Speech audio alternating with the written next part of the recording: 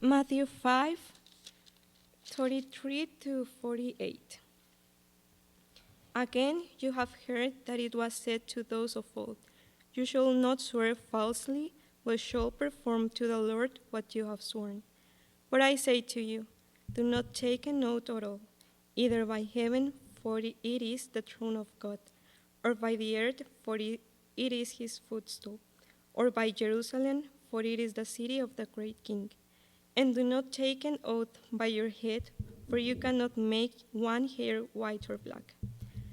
Let what you say be simply yes or no. Anything more than this comes from evil. You have heard that it was said, an eye for an eye and a tooth for a tooth. But I say to you, do not resist the one who is evil. But if anyone slaps you on the right cheek, turn to him the other also. And if anyone would sue you and take your tunic, let him have your cloak as well. And if anyone forces you to go 1 mile, go with him 2 miles. Give the one who begs from you, and do not refuse the one who would borrow from you. You have heard that it was said, you should love your neighbor and hate your enemy. For I say to you, love your enemies and pray for those who persecute you, so that you may be sons of your Father who is in heaven. For he makes his sun rise on evil and on the good, and sends rain on the just and on the unjust. For if you love those who love you, what reward do you have? Do not even the tax collectors do the same? And if you greet only your brothers, what more are you doing than others? Do not even the Gentiles do the same? You therefore must be perfect as your heavenly Father is perfect.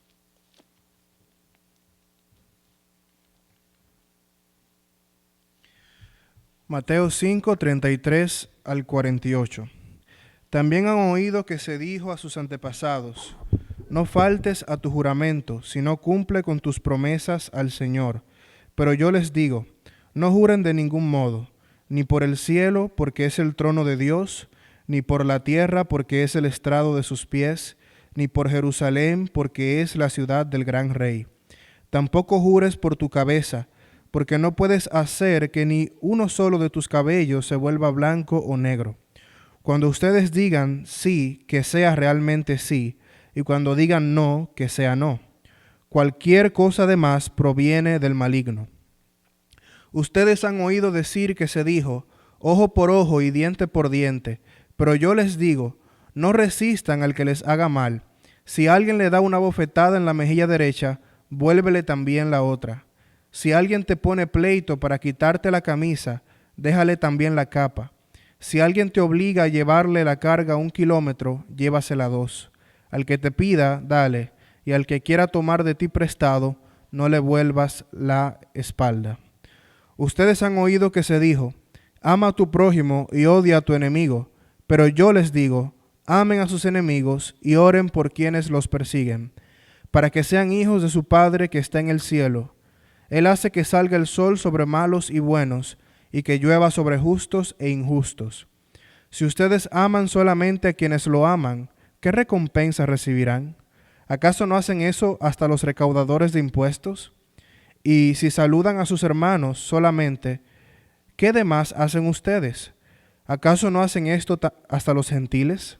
Por tanto, sean perfectos, así como su Padre Celestial es perfecto. This is the word of God. Good morning. Again, good morning. Praise God for the Sermon on the Mount. This has been so fun to study and to memorize and to get into with everybody else. And I don't know about you guys, but I just love Jesus. Not only because he saved me and stuff, but he is like a really good teacher. He's super witty. He says things almost like any kind of good communicator does, in a very extreme, almost hyperbolic way. Cut things off, throw things away, fire, hell. I mean, he's pretty extreme, and I think he would have been a lot of fun to hang out with. So I'm looking forward to that in the future. But with all of that said, we find ourselves now in the middle of the Sermon on the Mount. So we did the introduction. We saw where he was located. He gave us a little intro into the sermon when he said, "Blessed are the," and then gave us the Beatitudes, a list of characteristics of the people and what they look like in his kingdom, a list of what it looks like to be citizens of King Jesus. And then he goes on into this next section, which we had the honor of hearing Nathan preach on last week, as he got into some of the actual kind of laws, if you will, of his kingdom. And what he's really doing is retelling you the laws of the Old Testament, but getting at the heart of what true righteousness looks like, what that really means, not some sort of watered down kind of letter of the law teaching that a lot of the people were used to. And so what Jesus is doing here is he's going through and he's showing that the law of Moses, as it was originally given and as it was intended to be understood by God's people, is actually holistic, but also gets all the way down to your heart so that it shapes you as a type of person. Not as just someone who follows a set of rules and kind of like gets up to the edge of the rule and then doesn't have to do anything anymore, but someone who actually is different as a result of what God has commanded them to do in the law. So it's in that sense, his teachings would have been radically different than what a lot of people would have heard in their day. And we're seeing that as he's showing a contrast. This is what you heard, and you might have heard some kind of bad teaching that accompanied it, but this is what it really means. And he said that, remember, because he said, "I didn't come to abolish the law. I came to fulfill it. I didn't come to get rid of it, but actually show you what it meant, like what it really is intended to articulate, what it really was intended to do to shape you into the kind of person that God wants you to be." And so we saw that last week, and we got to listen to a great sermon on that, of what it looks like to have the law really sink into your heart, to affect who you are as a human being. And so we saw him talk about this when it came to anger, which could turn into murder, or just lust that could result in adultery, and then eventually divorce, and what that looks like, what real marriage was supposed to look like. And here, we're going to get into a couple of other things. But what Jesus is trying to show us overall is that the law, his law, and God's law in the Old Testament was intended to make us like God. It was intended to make us like Jesus, to conform us to the image of Jesus. And so as we get into this passage, we're going to see a variety, again, of a bunch of, almost in some ways, tricky teachings that sometimes seem almost unrelated, but are all getting at this one idea and this one conception that we are called to be perfect, complete, mature, full people. These are all valid ways to talk about what Jesus is saying here. He wants you to be mature. He wants you to be complete, perfect, full. He's fulfilling the law by creating people who are fulfilled, mature people, conformed to Christ-likeness. So what he's going to do is he's going to give us some specific examples again, almost like an amazingly intelligent wisdom teacher, like the wisdom teachers of old, where he'll give you an example, or like a case law, and say, this is kind of what it looks like. But that has applications across a lot of other areas. So although we'll dig into each one of these, we have to think of it as a principle and how it applies to broader situations. So with all of that, it's kind of said as the introduction of where we are and where we're going in this passage, I think the main idea that I want to get at here in this sermon, because I think this is Jesus' main point here, is that you have to be perfectly truthful, selfless, and loving like your Heavenly Father and like your King Jesus are. That's perfectly truthful, selfless, and loving like your Heavenly Father and like your King Jesus. So let's look at this first in those parts. I'm going to get at truthful. I see that in verses 33 to 37. Selfless in verses 38 to 42. Loving, 43 to 47. And then perfect, 48. First, truthful. I'll read this section for us. He says, "Again, you have heard that it was said to those of old, 'You shall not swear falsely, but you shall perform to the Lord what you have sworn.' But I say to you, do not take an oath at all, either by heaven or by the throne of God or by the earth, for it is his footstool, or by Jerusalem, for it is the city of the great king. And do not take an oath by your head, for you cannot make one hair white or black. Let what you say be simply yes or no. Anything more than this comes from evil. So here Jesus is alluding to, or he's referring back to, Leviticus chapter 19, verse 12, and probably also Numbers chapter 30, verse 2. In both of these, we are told that we should keep oaths. I'll just read one of them, starting in Leviticus 19, 11 and 12. He says, "You shall not steal, you shall not deal falsely, you shall not lie to one another, and you shall not swear by my name falsely, and so profane the name of your God. I am the Lord."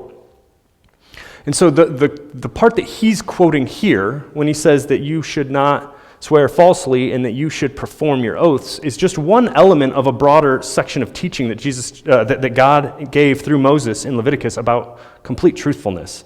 And yet, these people have kind of applied it in such a way that they're saying it really just is about perjury.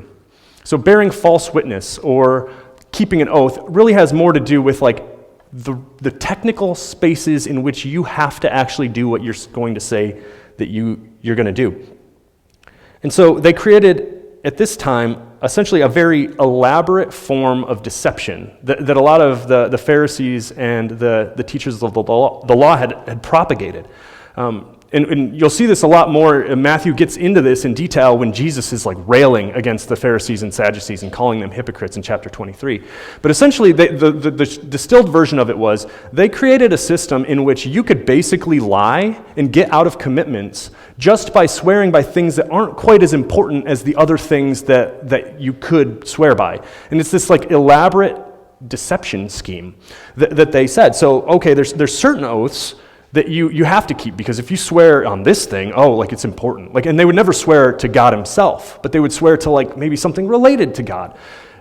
And if you just swear by that, as long as you don't do it at the wrong angle, like you could swear to something, but not upon something or by something. And again, it was so deceptive that the actual idea of just straightforward honesty had almost gone out the window.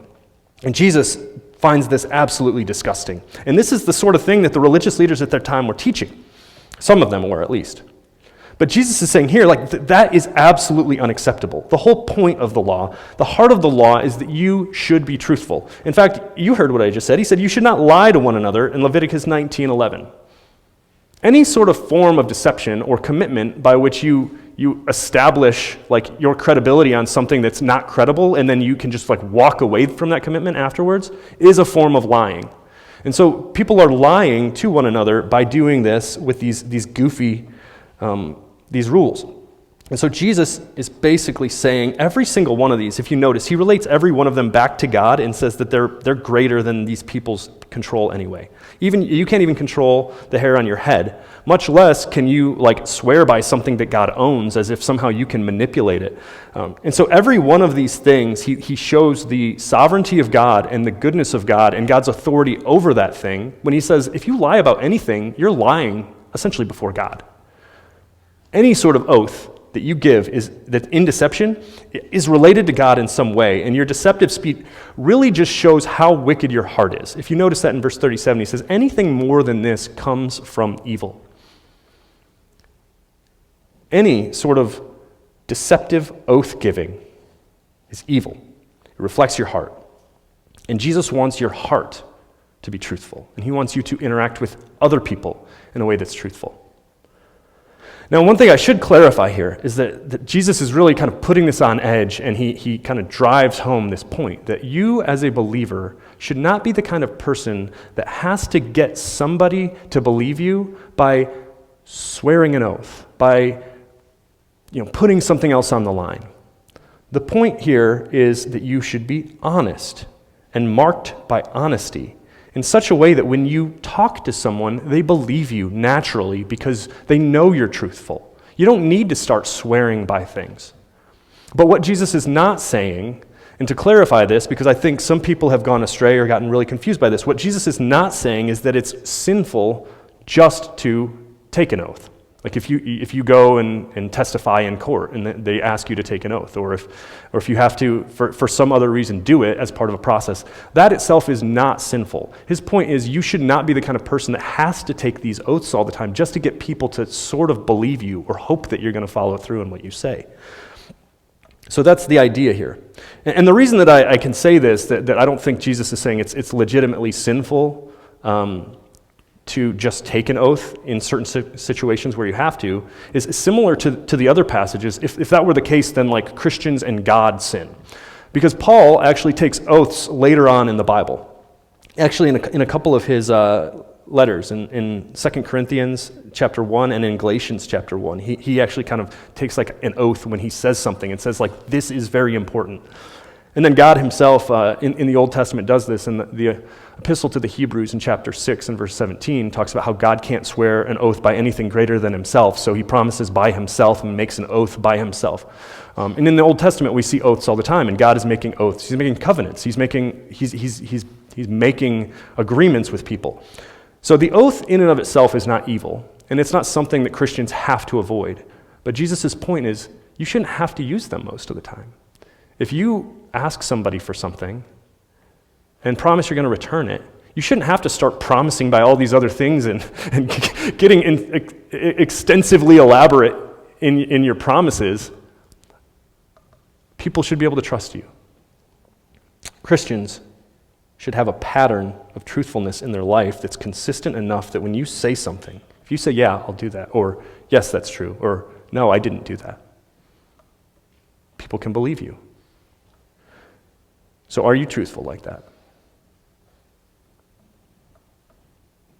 Can you just say something and have your family, your spouse, your kids, your parents, your coworkers, your neighbors believe that what you're telling is true? Do you avoid topics or dance around things, or are you straightforward? Do you say what you mean in a loving and straightforward manner such that people actually think, I can trust them? Or, yeah, I'll be there. I'll be there to help. Are you going to be there? Like, can people trust that when you say you're going to do something, you're actually going to do it? This is the sort of life and speech that should be representative of a citizen of Jesus' kingdom.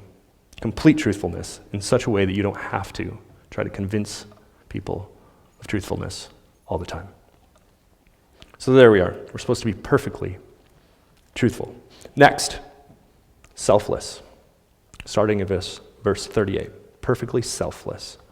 So this one was a little tricky. I'll just read it and then you'll see why. You have heard that it was said, an eye for an eye and a tooth for a tooth. But I say to you, do not resist the one who is evil. But if anyone slaps you on the right cheek, turn to him the other also. And if anyone would sue you and take your tunic, let him have your cloak as well. And if anyone forces you to go 1 mile, go with him 2. Give to the one who begs from you, and do not refuse the one who would borrow from you. So if you have the ESV, you have a little section there that just says retaliation as the header. And I think this passage is about retaliation. That's what part of it's about.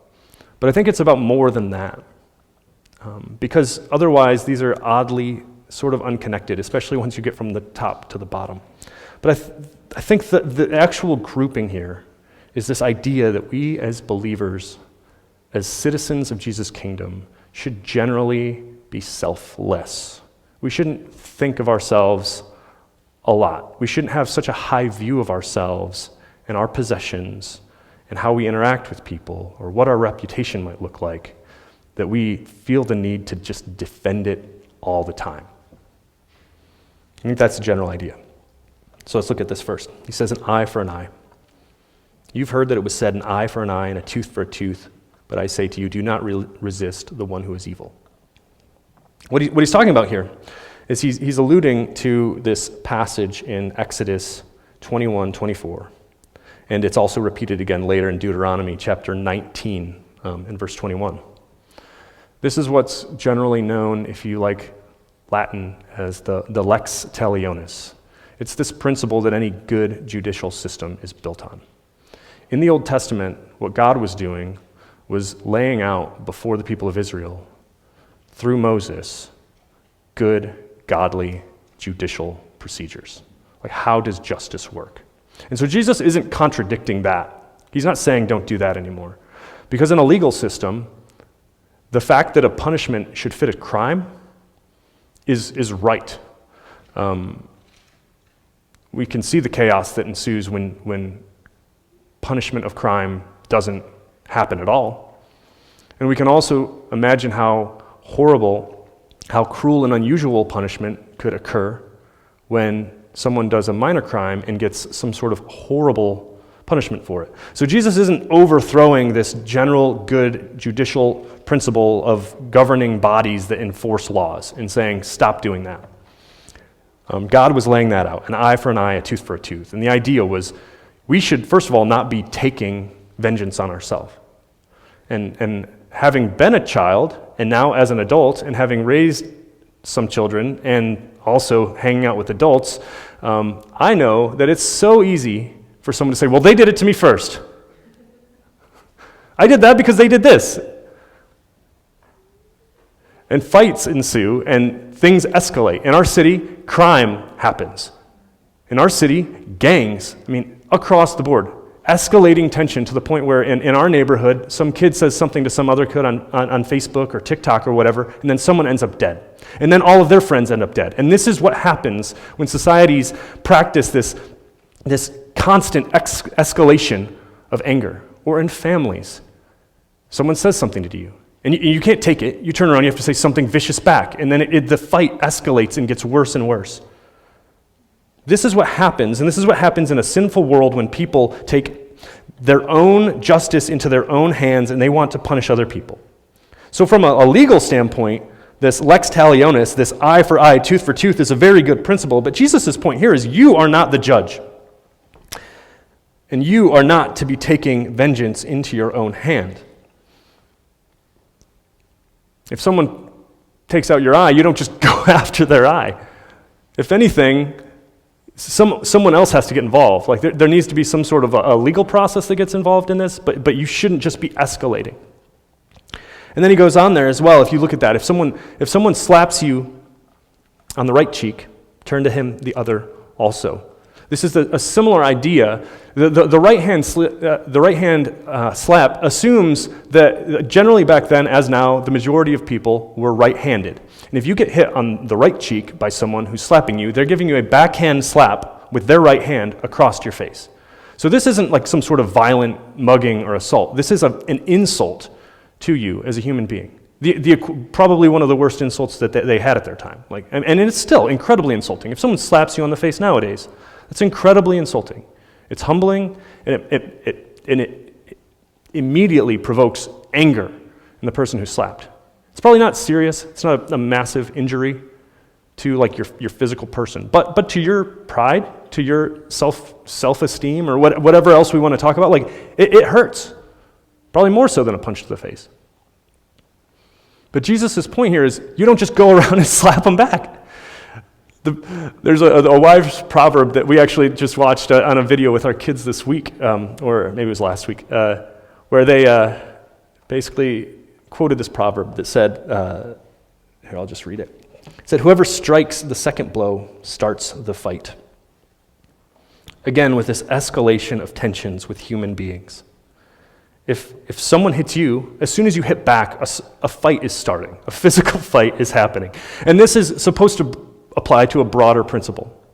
If someone insults you, not just maybe with a physical slap, but with their words, if they call you a name, if they try to impugn your character by saying something horrible about you that's not true, do you feel the need to defend yourself or dive in and fight back? Or not? Jesus is saying, don't do it. Don't play the game. Don't get into the fight. Don't let people drag you into a fight. And then the next one that he gives is a legal example. If anyone would sue you and take your tunic, let him have your cloak as well. At that time, a tunic would have been their undergarment, like the equivalent of sort of like the t-shirt I'm wearing underneath my shirt, except that there was a long robe and could be nice, maybe may or may not be nice and comfortable. And then on the outside of that, to keep them warm in cold weather, they would wear a cloak, which would be like their sweater, except again, like long, like a robe all the way down. And so Jesus is saying here in this situation, if someone wants to take the undergarment that's like from your underwear, essentially, or like your underclothing, offer them your external clothing as well. In the law, interestingly, the law specifically says that they can't do this. So if you look at Exodus chapter 22, I'll read a little section of it. Verse 26 and 27. He says, if ever you take your neighbor's cloak in pledge, that is like as collateral in some sort of a legal agreement, if you take your neighbor's cloak in pledge, you should return it to him before the sun goes down. For this is his only covering, and it is his cloak for his body. And what else shall he sleep?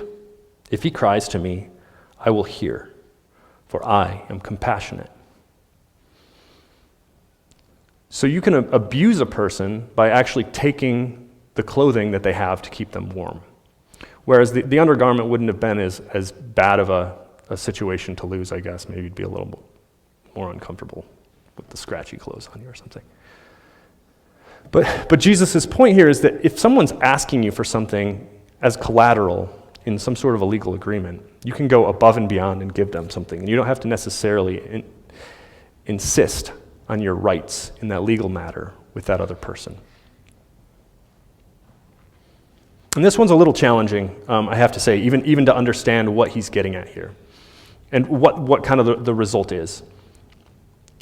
I guess it's in one way he's saying don't escalate the legal tensions by continuing to fight them. Go give them more.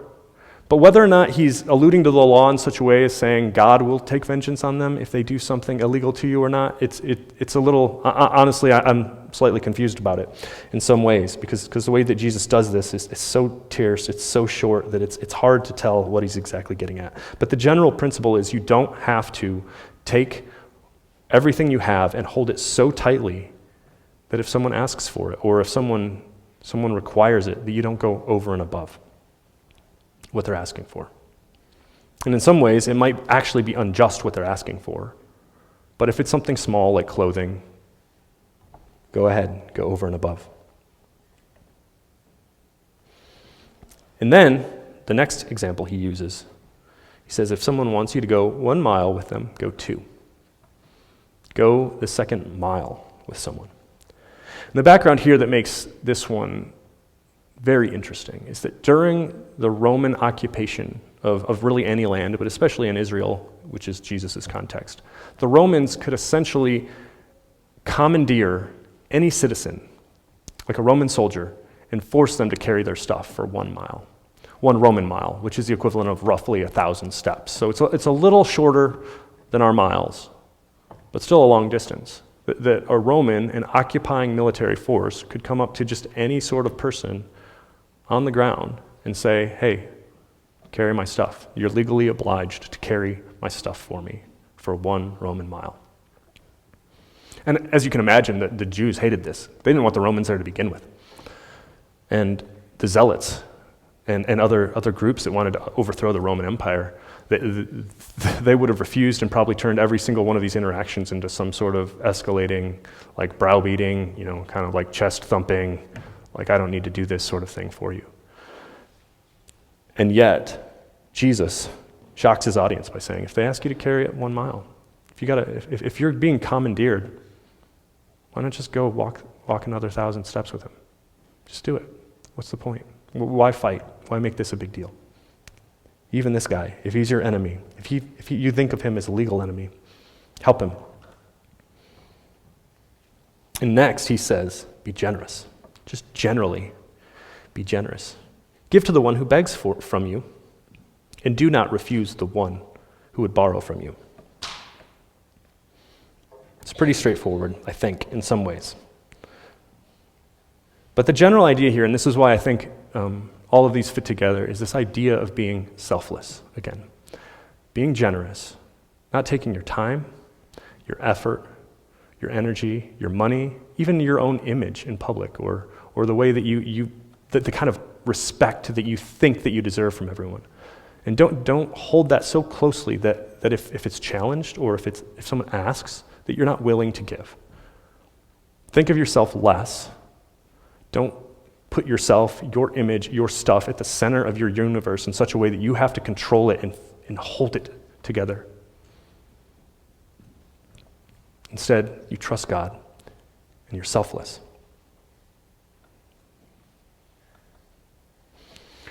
And I think the Apostle Paul summarizes this passage actually quite well.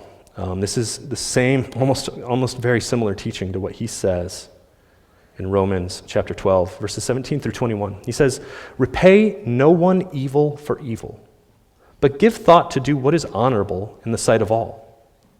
If possible, so far as it depends on you, live peaceably with all.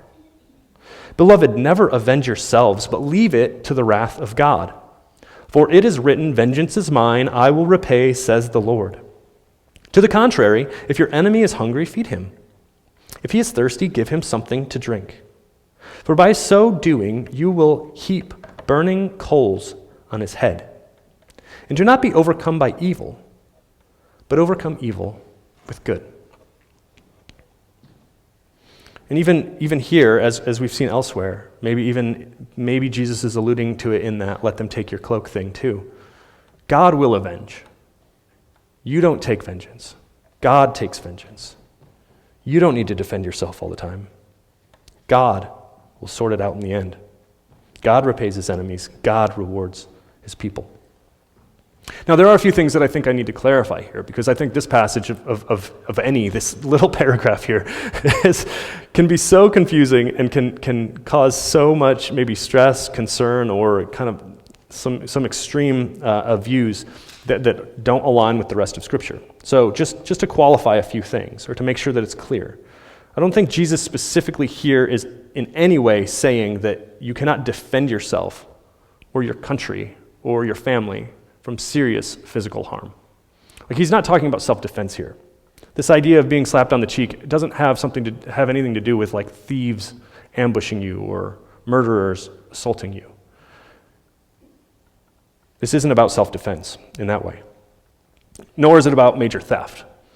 Like, if someone just wants to come and steal all your stuff, or someone stands up on the street or walks up to your house and says, "Give me your house," or "I'm going to sue your company into oblivion and destroy you." Jesus' point here isn't you can't defend yourself in these sorts of situations. He's not referring to those. And the examples he gives are clearly showing that it has more to do with the way that you interact with people on a regular, everyday level. I think it's also should be clear that he's not talking about law enforcement. The whole lex talionis thing, he's not overthrowing the law. He's not saying that we shouldn't prosecute crime, that the government doesn't have a rightful place. The Bible tells us everywhere that governments exist for the purpose of maintaining order in society and for using the sword when necessary, whether to punish evildoers in a society or to defend for the common good a broader nation against offense from another nation. So Jesus isn't overthrowing worldly governments or saying that we should get rid of anything like that. And again, not talking about anything like international relations here. Some Christians are pacifists, but I don't think they can make that argument from this passage, that governments should not be able to defend their citizens from exterior threat. He's also not saying that we should be foolishly generous and just give absolutely everything we have to anyone who asks at any time. Augustine, who was one of the great church fathers, points out that Jesus didn't say, give everything to the one who asks. And I know that this is a conviction that Christy and I have had. Like, how do we help homeless people? How do we help people in need? How do we help people who are impoverished? Do we really just hand cash to a drug addict? Like, is that really the best way to go about doing this? And I don't think, like, I'm sure that's not what Jesus is saying. Instead, he's saying, like, give to people in need. Be generous. That might not be the way that they want you to give to them, or might not be what they think they need, but you can still help and support. You can hand out food. You can make sure that they get the sorts of support that they need to. You don't have to give them everything they ask for, and sometimes you shouldn't give them the things they ask for, but you should be generous, you should be caring, you should be supporting those around you. You should hold your money loosely enough that you're not saying, "This is mine, I earned it, I'm not giving it." And I think that the idea here is that we also should not resist, in a sense, evil. So Jesus says, don't resist the evil one. But he's not saying, in fact, later in the Bible, explicitly, that word resist is used for what Paul did in Galatians when he's talking about Peter behaving in a way that is contrary to the gospel. When Peter was saying he was not going to hang out with Gentiles anymore and that he was going to try to force the Gentiles to eat Jewish food. Paul says, I resisted him to his face for that because what he was doing was contrary to the gospel. So Jesus isn't saying that Christians should just be pushovers that never have debates or never stand up against evil. Jesus himself, I mean, if you read the Bible, if you read later on in this gospel, is going to get in lots of debates and lots of arguments. And in Matthew chapter 23, it's one of the most intense, just extended assaults on those at his time, verbally calling them to account for their sin and asking, or basically implicitly demanding their repentance. So Christians shouldn't just be kind of sad pushovers who just get beat up all the time, without ever insisting on what is right or what is good or what is just. But rather, we should be, like it talks about earlier in the Beatitudes. In this little section, I think he kind of summarizes some of those Beatitudes. He says, blessed are the poor in spirit. If you already kind of take a low view of yourself, if someone insults you, you don't necessarily feel the need to try to prove how great you are. Blessed are the poor in spirit. Blessed are the meek, those who are humble. Blessed are the merciful, those that are generous, those that give to those in need, that help others. And the peacemakers, the ones that don't escalate a fight, and then maybe in the middle of a fight, step back and say, why are we doing this? Like, why can't we be friends? I will help you if you're my enemy so that we can be friends. That's what Jesus is getting back here. So I ask you to think about this for a minute. Can you take an insult? Can you forgive someone for an insult or a slap? Some sort of wrongdoing? Do you hold a grudge, or can you just take it? Can you let it go off? Can you forgive them? Are you willing to serve where others are in need? Are you willing to give generously without insisting that it's your money or it's your time and you can do whatever you want with it and you're not going to help someone? In your families, when you have conflict, do they always have to escalate, or can you think to yourself, this isn't worth it? This isn't God-honoring. This isn't going to go well. I'm going to keep my mouth shut. I'm going to take the insult. I'm going to forgive. Or with your church, your neighbors, your coworkers.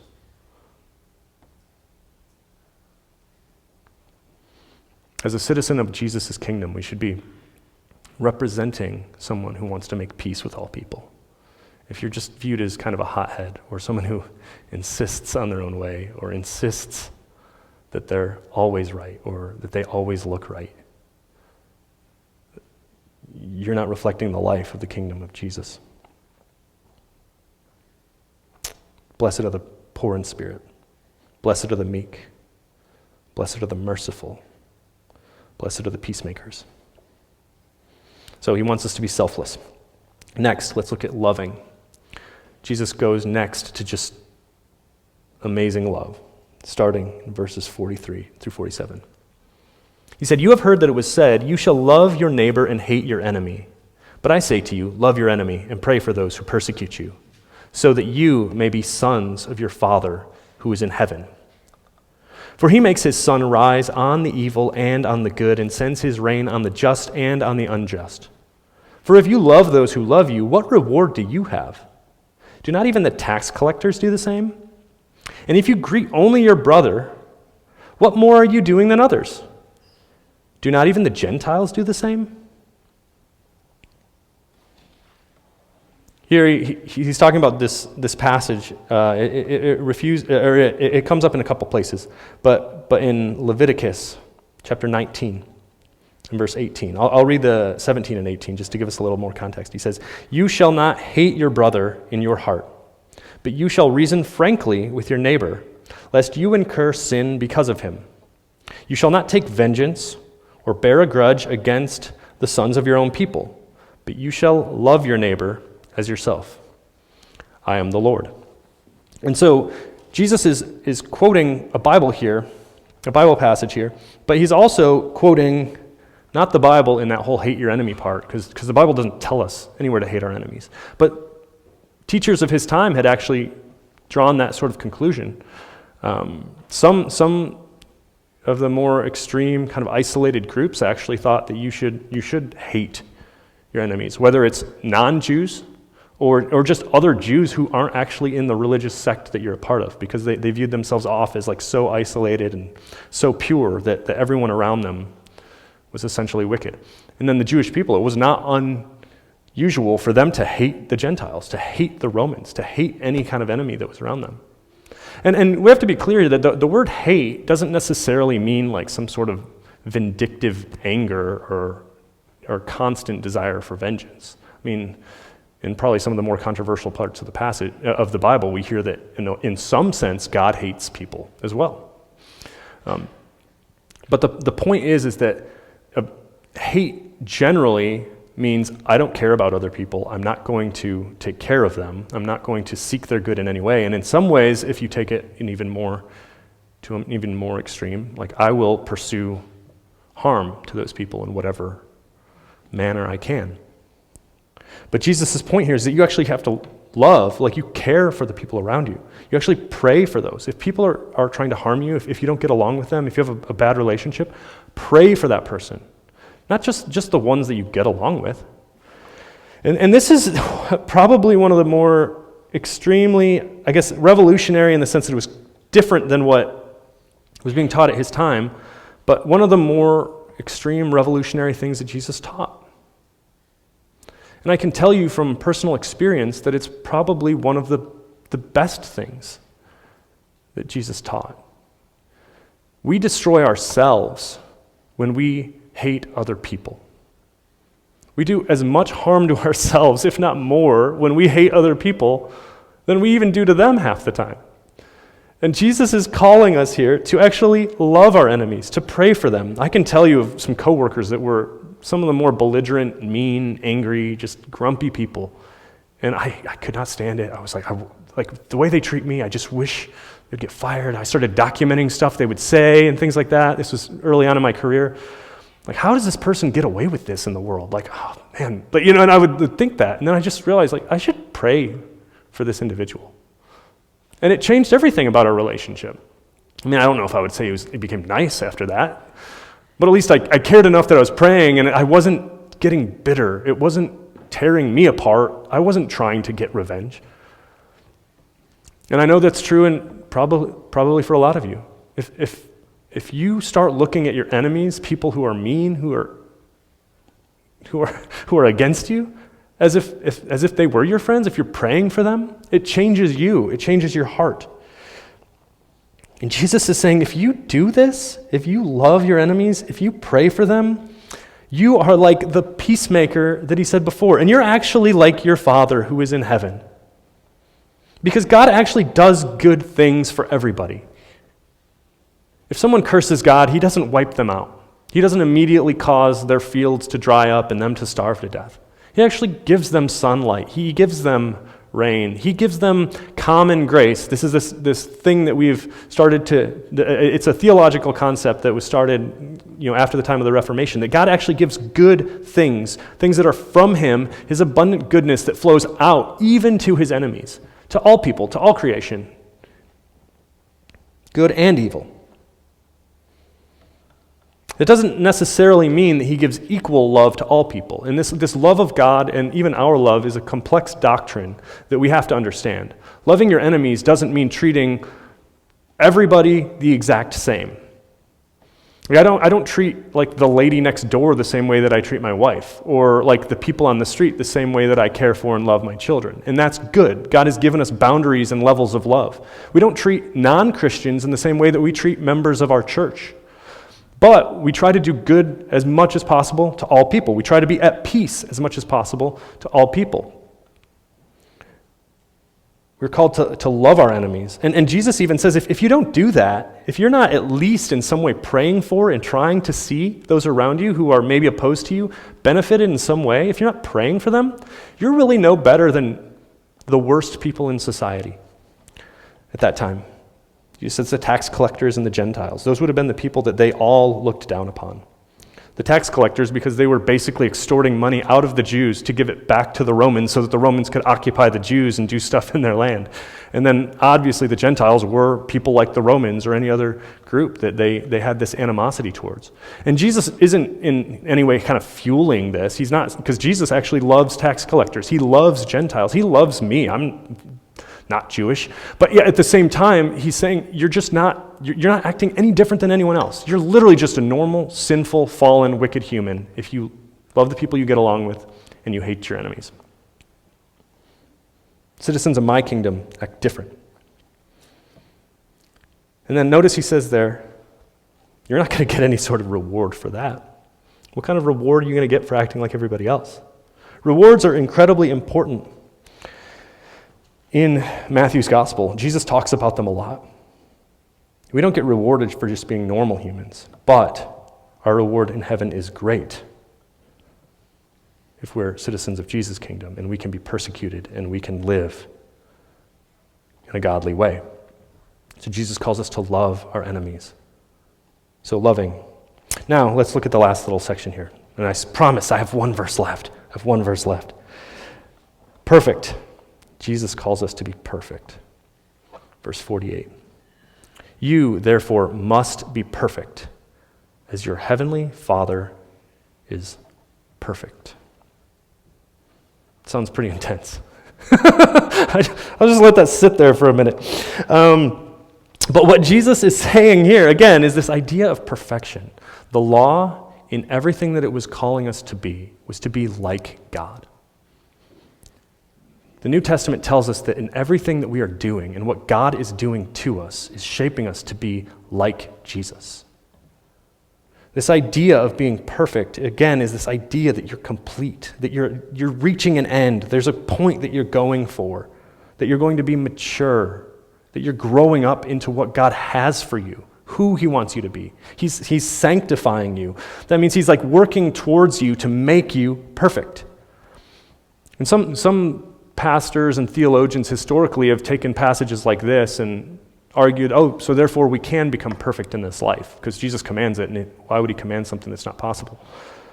Well, there's a few responses from that, but I think the most obvious one is that in chapter 6, he tells his disciples every day, give us this day our daily bread and forgive us our debts as we have also forgiven our debtors.